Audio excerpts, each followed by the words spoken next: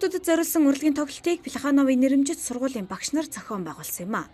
Хүүхэд багшууд 2017 оноо Орос ардын үлгэрийн баатарууд дуу хуур, бүжиг наадан, өвлийн өвгний бэлэгтэй мөн сурлагын өндөр амжилттайгаар үдэж байна.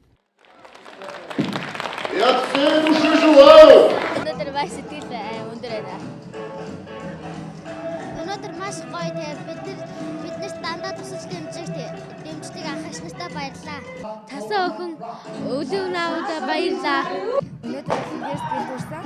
Тэгээ шинэ жилийн баярыг бол гэр бүлтэйгээ үргэлжлэн бэлдэг. Гэр бүлийн баярлаж байна. Наа тэмүүл зөвлөлийн сургууль зурдаг наа батлсан гэдэг. Тэгээд нөгөө манайх өнөөдөр ирсэн гат ирээд гой баяр тэмдэглэж байна, хойно тэмдэглэж байна. Тэгээд шинэ жилийн сайхан тэмдэглэцгээгээрэй гэж мэдээж байна. Өнөр бүл хүүхдийн төвд өнөөдрийн байдлаар 2-18 насны 170 хүүхэд амьдарч байна. Жил бүр тэдэнд зориулсан баярын үйл ажиллагааг Оросын шинжлэх ухаан соёлын төвөөс зохион байгуулсаар ирсэн. За өнөөдөр тус төвийн хүүхдүүдээс гадна Тэмүүжийн өрлөг сургуулийн 25 хүүхэд мөн хамт баярлсан юм.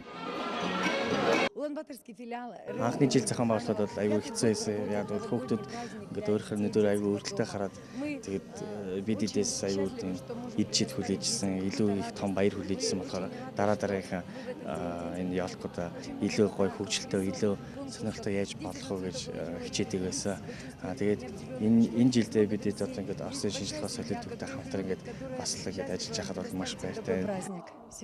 За зөвхөн одоо Оросын энэ шинжлэх ухааны соёлын төвөөс гадна бас бусад нэлээдгүй байгууллага, хувь хүмүүс бол манайтаас хамтарч ажилладаг байгаа.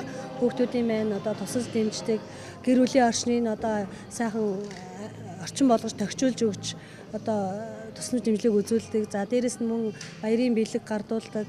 Мөн одоо хүүхдийн хөгжилд бас хувь нэмрээ оруулж байгаа байгууллагууд бас нэлээдгүй байдаг. Хүүхэд бүр шинэ жилийг хүсэл биелдэг өдөр гэж боддгоо хэлж байлаа. Оросын шинжлэх ухааны соёлын төв Плехановын сургуультай хамтран өнөр бүл хүүхдийн төвийн хүүхдүүдийн хүслийн өдрийг тэмдэглэж биелүүлж өглөө. Хөгжин тоглоомтой хөгжилтэй нэг өдөр өнгөрч байгаа хүүхдүүд онцолж байсан юм а.